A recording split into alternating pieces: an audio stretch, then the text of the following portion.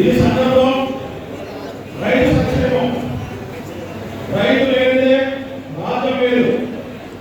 రైతు కోసం ఆఫీసులు కష్టపడి 6 పంటలు కోతలు నిలిచకుండా, కొలతలో తేడా రాకుండా సమూహకు బోధించు రైతాంగానికి విస్తరించినటువంటి కాంగ్రెస్ పార్టీ యొక్క గొప్పతనాన్ని మనము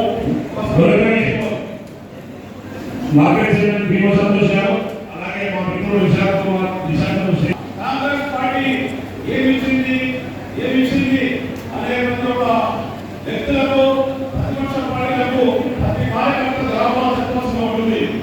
1960 దశకంలో సంవత్సరం వచ్చిన తర్వాత ప్రతి గ్రామానికి తరలించింది. 1970 దశకంలో 72 సంవత్సరాల కూడా మనకు రాజకీయ కాలం ఇచ్చింది. మన గ్రామంలో అంటే అది పోతన శ్రీనివాసరావు.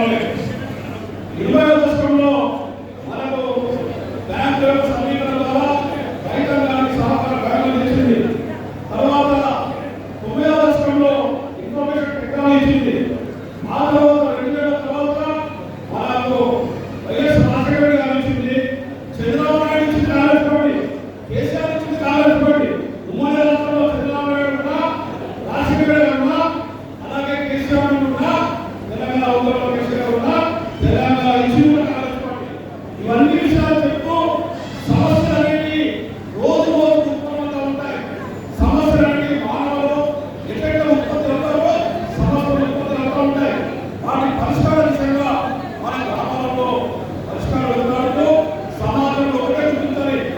ఒక మానసికంగా విశాల దృష్టితో ఆలోచించి సమస్యలు ఏదో పరిష్కరిస్తారో తప్ప మనం ప్రభుత్వం ఏమిచ్చింది, ప్రభుత్వం ఏం చేస్తే బాగుందో అని ఆలోచన కంటే అందరిలో ముఖ్యమైన వ్యక్తులు, చదువుకున్న వ్యక్తులు మన గ్రామానికి మనం ఏం చేస్తాం ఆలోచించి ప్రతి ఒక్కరు కూడా ఆర్థికంగా వెలుగుతున్న వ్యక్తులు వీళ్ళు తీసుకోవడానికి అభివృద్ధి కృషి చేస్తూ ఈ యొక్క బాధపడినటువంటి లక్ష్మణ్ కుమార్ గారికి ధన్యవాదాలు. అదే ఈరోజు ప్రమాణించినటువంటి రామరావు గారు తెలుసుకోవాలని రామరావు చంద్రయ్య గారికి అభినందనలు, శుభాకాంక్షలు తెలుస్తూ ముగిస్తున్నాం. జై తెలంగాణ, జై కాంగ్రెస్, భారత్ మాతా కీ జై. పేదపల్లి మండల